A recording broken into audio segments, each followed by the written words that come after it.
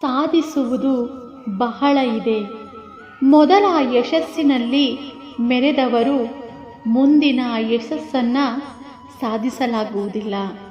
ಅಹಂಕಾರ ಯಾವತ್ತೂ ಯಶಸ್ಸಿಗೆ ಅಡ್ಡಿಯಾಗುತ್ತದೆ. ಇದ್ದಾಗ ಸ್ನೇಹಿತರ ಮನಸ್ಥಿತಿ ಮತ್ತು ಬಡತನದಲ್ಲಿದ್ದಾಗ ಬಂಧು ಬಾಂಧವ್ಯರ ಮನಸ್ಥಿತಿ ಏನು ಅಂತ ತಿಳಿಯುತ್ತದೆ. ನಿಜವಾಗಿಯೂ ಸಹಾಯ ಮಾಡುವ ಗುಣವಿರುವವರು ಕಾರಣಗಳನ್ನು ಹೇಳದೆ ಎಂತಹದೇ ಪರಿಸ್ಥಿತಿಯಲ್ಲೂ ಸಹಾಯ ಮಾಡಲು ಮುಂದೆ ಬರುವರು.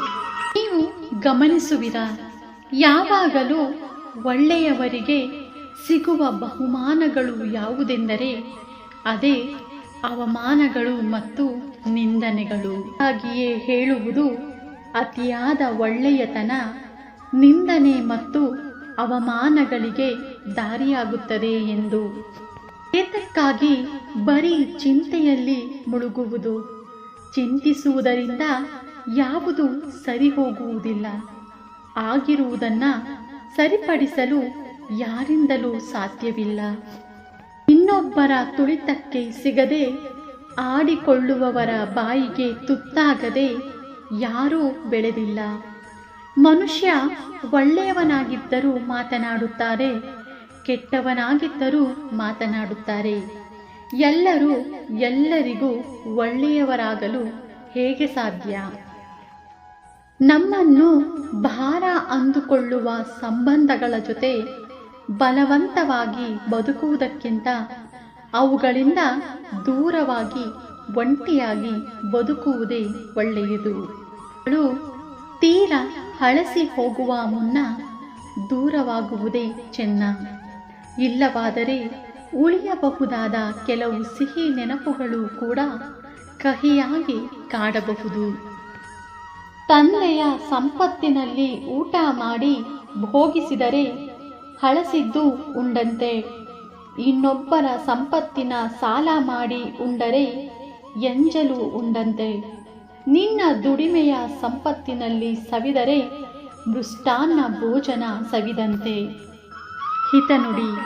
ವೇದ ಓದಿದ ಮೇಲೆ ವಾದವೇಕೆ? ಆಗಮ ಓದಿದ ಮೇಲೆ ಆರ್ಭುಟವೇಕೆ? ಪುರಾಣ ಓದಿದ ಮೇಲೆ ಪುಂಡಾಟಿಕೆಗಳು ಯಾಕೆ?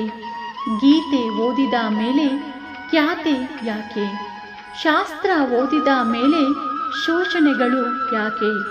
ಉಪನಿಷತ್ ಓದಿದ ಮೇಲೆ ಉಪಟಳಗಳು ಯಾಕೆ?